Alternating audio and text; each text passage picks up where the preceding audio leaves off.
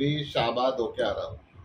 हालात बाढ़ ने ऐसे कर दिया कि किसान परेशान है, कहाँ जाए क्या करे। इस साल की फसल तो तबाह होगी और अगले साल की बुएगी नहीं। खेतों में रेत चढ़ गया है, मलबा चढ़ गया है, मलबी नदी नहर टूटी है, मारकंडा से टूटा गया है। बहुत से गांव के लोग हरियाणा के अंदर कम से कम 22 जिलों में से 20 जिलों में कहीं ना कहीं लोग बाढ़ से प्रभावित हुए हैं। नहरें टूट गई हैं, नदियाँ टूट गई हैं। ना सरकार उनको पुख्ता इंतजाम कर पाई, ना ही पानी का निकासी का सरकार ने कोई इंतजाम किया, और ना ही पंजाब की तर्ज पे 20,000 रुपये प्रति एकड़ मुआवजा दिया। हरियाणा के लोग परेशान हैं, क्या करें और कहाँ जाएं। ऐसी स्थिति बन चुकी है कि एक तरफ बाढ़ से तबाही है, दूसरी तरफ हरियाणा में क्राइम बढ़ता जा रहा है। अमित शाह जी क्राइम कानून को लेके हरियाणा पहुंच रहे हैं, कुरुक्षेत्र पहुंच रहे हैं, परंतु हरियाणा में कौन सा बदमाश गिरोह सक्रिय नहीं है। जो टॉप से टॉप के गिरोह है वो आए दिन फिरौती मांगते हैं, गोली चलाते हैं, लोगों के जीवन दुर्भर हो गया। बहुत बार व्यापारी यहाँ से विस्थापित होने की सोचते हैं। अब बाढ़ का पानी जब उतरने लगा है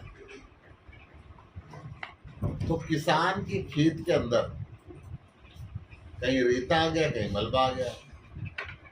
पंजाब सरकार ने तो कह दिया जिसका खेत उसका रेत, परंतु हरियाणा सरकार इसको चुप है। हरियाणा सरकार ना मुआवजा दे रही किसान को, उचित मुआवजा नहीं घोषित किया अभी तक, ना ही उसकी प्रॉपर गिरदावरी करा रही कि कितना कितना नुकसान हुआ है, कहाँ कहाँ हुआ है उसका असेसमेंट के लिए, और ना ही उसको रेत उठाने की परमिशन दे। मैं सैनी सरकार से मांग करता हूँ तुरंत किसानों को राहत दे, कम से कम 25,000 रुपये एकड़ का मुआवजा यहाँ पे दे। हरियाणा के अंदर अमित शाह जी आ रहे हैं, उनसे मैं कहना चाहता हूँ यहाँ के बदमाशों पे लगाम लगाएं। हरियाणा में प्रतिदिन मर्डर, गोली मारना, चैन स्नैचिंग, बलात्कार जैसी घटनाएं खुलेआम हो रही, परंतु हरियाणा सरकार की कान से जू नहीं देखती। हरियाणा सरकार और हरियाणा के मुख्यमंत्री व्यापार में मस्त हैं, जनता की तरफ ध्यान नहीं है। आज हरियाणा के अंदर सारी सड़कें टूट चुकी है और ये खुद सरकार भी जानती है। मैं कुरुक्षेत्र की बात करूं कि केंद्रीय गृह मंत्री के आने के उपलक्ष्य में पैच वर्क तो जरूर किया जा रहा है, परंतु जो सड़कों के हालात है, आम आदमी के सारे व्हीकल उस पर टूट जाते हैं, आने जाने के अंदर परेशानियां हो रही हैं। इस पर संज्ञान लेना चाहिए और हरियाणा के विकास पे ध्यान। महाभारत के काल से सबसे प्रसिद्ध शहर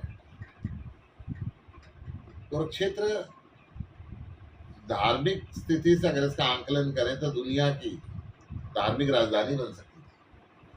भगवान श्री कृष्ण ने यहाँ पे गीता का उपदेश दिया, परंतु आज तक इसका रिंग रोड नहीं बना पाई।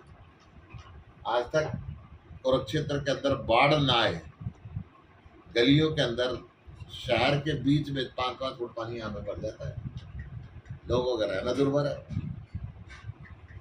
विकास के नाम पे पैसे इनकी जेब में जाते हैं और लोग भुगतते रहते हैं। की बात करें, पेवा की बात करें, फतेहाबाद की बात करें, रोहतक की बात करें, झज्जर की बात करें, फरीदाबाद की बात करें, ऐसा कोई जिला नहीं है जहां पे बाढ़ नहीं आई, लोग दुखी नहीं हुए। परंतु हरियाणा सरकार लोगों से कोई लेना देना नहीं करती। पिछले एक सीरीज में हमने दिखाया था कि इनके स्कूलों की हालत क्या थी। अभी आम आदमी पार्टी इनके हॉस्पिटलों की हालत दिखाएगी।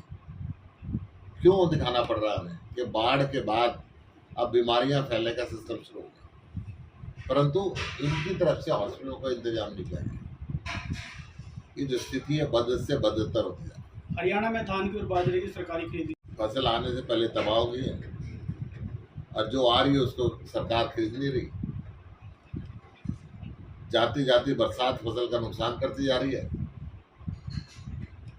और हरियाणा की सारी मंडियों में यही हालत है। आज नशाबाद गया था, मंडी के अंदर फसल भरी हुई है, परंतु सरकार की खरीद जाती। गुप्ता जी, पंजाब सरकार किसान फ्रेंडली है। अब बाढ़ आई तो आपने देखा होगा कि पूरी की पूरी सरकार, सारे के सारे मंत्री, मुख्यमंत्री बाढ़ राहत कार्य के अंदर लगे रहे। 20,000 प्रति एकड़ फसल का मुआवजा घोषित किया। केंद्र सरकार से मांग की, केंद्र सरकार ने पैसे नहीं दिए उनके हिस्से के, परंतु हरियाणा सरकार ने ना तो केंद्र सरकार से मांग की, ना ही खुद बाढ़ राहत कार्य के अंदर जुड़े, ना ही किसानों को उचित मुआवजा दिया, ना ही मंडी में खरीद का इंतजाम कर रही। और ये इस साल नहीं है, खट्टर साहब के समय से जमाना चल रहा है।